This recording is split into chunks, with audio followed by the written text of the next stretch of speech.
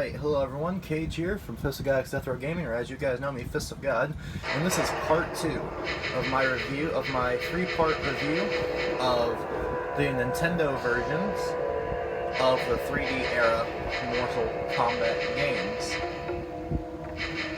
Now, this is Deception. This is the second of the 3 sort of 3D MK games, excluding Mortal Kombat 4. This game addressed a lot of issues that Deadly Alliance had.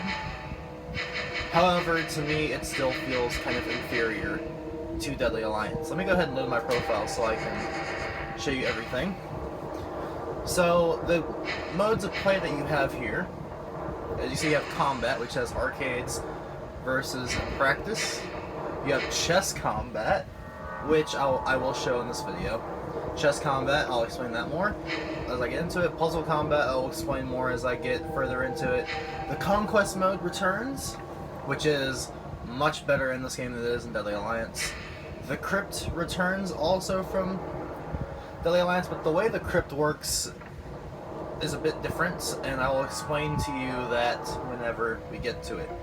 You have Content is back, and here you get the same sort of thing that you could in Deadly Alliance. So the characters you unlock, the arenas, endings, production art, movies, photos, soundtracks and credits, all that sort of stuff that you could view before that you've unlocked or whatever in the Crypt.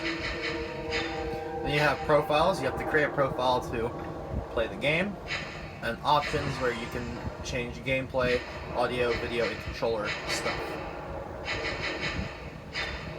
So let me go into practice mode to show you guys the combat in this game, sort of explain it. Oh yeah, and let me go back out real quick. Let me explain something real quick that is one of the differences between the GameCube version, which this is, and the PS2 and Xbox version. As you can see, there is no online mode, because the GameCube didn't have online support, except for like one game, I think, when you had to buy a special adapter for it. Now, another thing that was added to the GameCube version was 2 extra characters, Goro and Shao Kahn. Let me go ahead and choose a random stage so that we can show you guys the combat. But the characters you have in this game, you have Kenshi, Jade, Scorpion, Mileena, Goro in the GameCube version, Baraka, Sub-Zero, Havoc, Sindel, Tanya, Noob Smoke, Boraicho, Nightwolf, Ermac, Cabal, Hotaru, Raiden, Shujinko, Lime, Ashra, Dairu, Shao Kahn, once again, only in the GameCube version, Cobra, Darius, Kira, and Zombie Liu Kang. So let me go ahead and pick a character.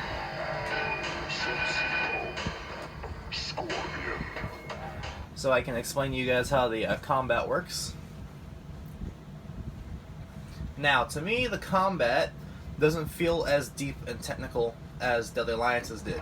However, there are more combos that characters have and whatnot. However, they took away the special character abilities. So, for example, in Deadly Alliance, if you, with Sub-Zero, if you press the throw button, which in this game you just press Z and you do a throw, on the GameCube controller, but if you press forward Z on the, GameCube, on Deadly Alliance, you do a throw. But if you pressed it on its own, I'm going to use Sub-Zero as an example. So, in Sub-Zero's first style, if you press Z, he would do a dodge. If you pressed it in his dragon style, he would do a power-up thing where he got stronger for a few minutes or for a few seconds. If you pressed it while you're in his weapon style, he would impale them. He would impale his sword into his opponent, and they would bleed to death. But that it was different for every character. However, that is not in this game. Instead, what they have opted for are breakers. How you do a breaker is, as you see below your health bar, you have 3 lightning bolts. Now, per match, not per round, but per match, you get 3. All you have to do in order to do it is, if your opponent is going crazy on you and you can't move or anything like that, you hold block, the block button, and at the right time you press forward, and then you will do the breaker. But that will use one of the lightning bolts. You use all 3 lightning bolts, and it is gone. Another thing that was introduced in this game is the fight state indicator. So as you see below your health bar, you have 3 colored sections next to where the timer would be. They are red, blue, and yellow. Now, whenever it is red, it means that you are attacking, but you're also vulnerable to attack. If it is blue, like look at scorpions, it means that the opponent has you in a combo, and you are able to do a breaker, and you also can't block. And if it is yellow, which I can't show you on this stage, it means you are near a place where you can interact, where you can be knocked down to a different part of the level, or a death trap. Which I should have picked a better stage because there's no death traps on this, but I guess I'll go ahead and pick a different stage as well. For that, let me go ahead and pick a stage with a death trap and a place that you can be moved to.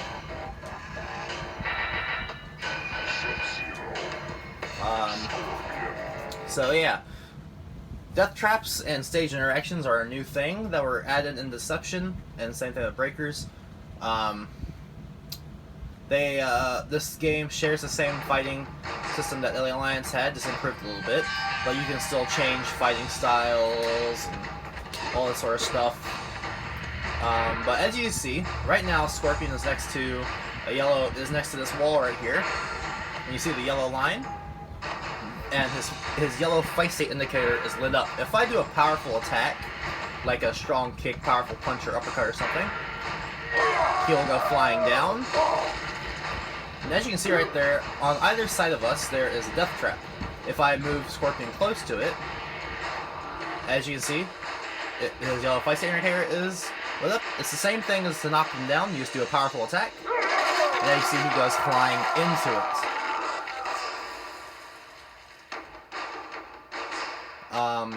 They still have the style branching combos, so for example, you can still change styles, but they took away the unique character moves,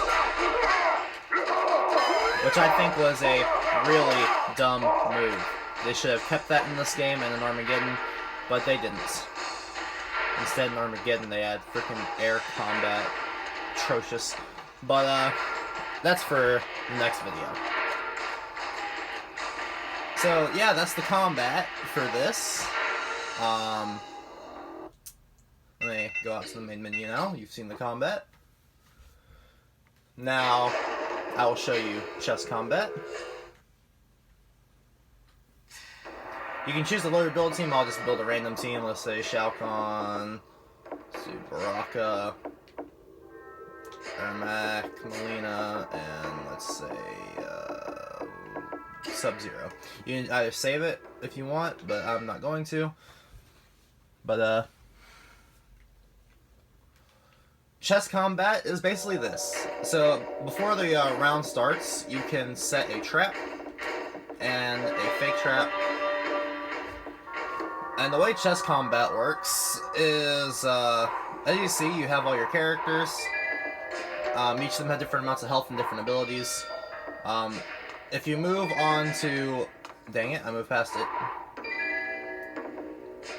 If you move on to this green... Dang it. If you move on to that green square right there, you'll get a power up, which will give your characters more health during the fights. If you press L, you'll have a spell list. However, the sorcerer with the blue orbs in his hand control the blue spells, and the sorcerer with the fire controls the red spells. Now, how you take squares is you fight for them, which I'm just going to do this quick fight right here, and I'll also show you a better depth of the combat system. But how you take squares is by fighting, and if you win, you take the square. If you lose the square.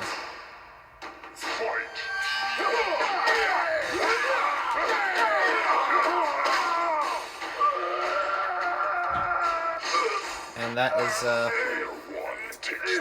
how you win is by killing your opponent's leader, who is the equivalent of the king in this game. Anyway, that is chess combat.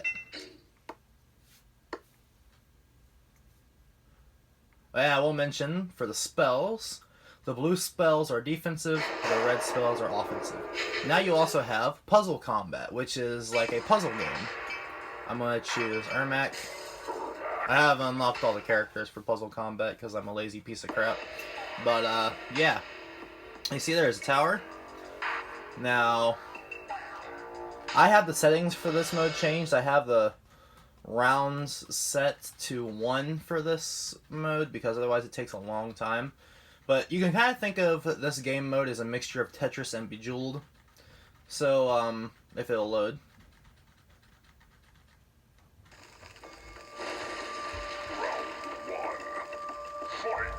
As you can see, blocks fall.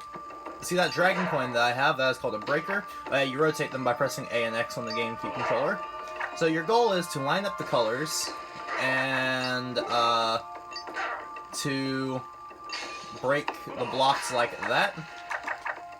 So, like that. And then... And as you see, we keep on getting caution and then random numbers. It basically means that's how many basically means how many blocks are going to fall on your screen. And if your blocks reach all the way to the top of the screen, you will lose. And you also have a super meter bar for a super move. There are also bombs. Whatever color square the bomb lands on, that is what block it will get rid of. What color block it will get rid of on the screen. And that completely blocked off everything. You know what? Screw you, AI. But, it's really fun. It's a fun puzzle mode. It's really fun to play. And I would definitely recommend it.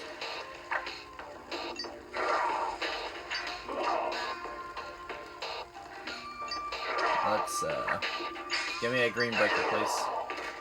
Oh wait, I can't do that anymore. Dang it, I closed it off.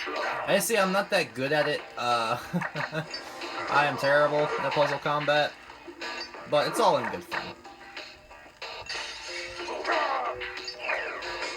Let me get another... Oh wow, another 3. But, so that is the puzzle combat mode. The final mode is Conquest, which I've already beaten the Conquest mode. As you see right now, I'm in Outworld. So let me explain how Conquest mode works. So as you see in this game, it is a full-blown adventure mode. In Conquest mode, you start off as, you play as this character, his name is Shujinko. At the beginning of the game, he's very young, a young kid learning martial arts from Master Bo-Rai-Cho. And as you play through the game, he ages. And how it works is, it's basically a full-blown RPG. You go around completing missions, side quests, doing fight challenges, and collecting chests with content. Now that leads into how the crypt works as well. The crypt in this, and I'll use it as a comparison. In Mortal Kombat Deadly Alliance, the crypt was very simple. You would earn a certain amount of coins, and you would buy a character or whatever with that set coin of what specific type of coin it was. In this game, the way you unlock characters and concepts and all that sort of stuff is around each realm, you'll find chests or hidden hidden video cameras or whatever, and they'll give you a key. Then you have to go into the crypt and use that key to unlock that certain coffin with that piece of content. But for example, a side quest I believe is right here, or is this a fight challenge? See, it's a fight challenge.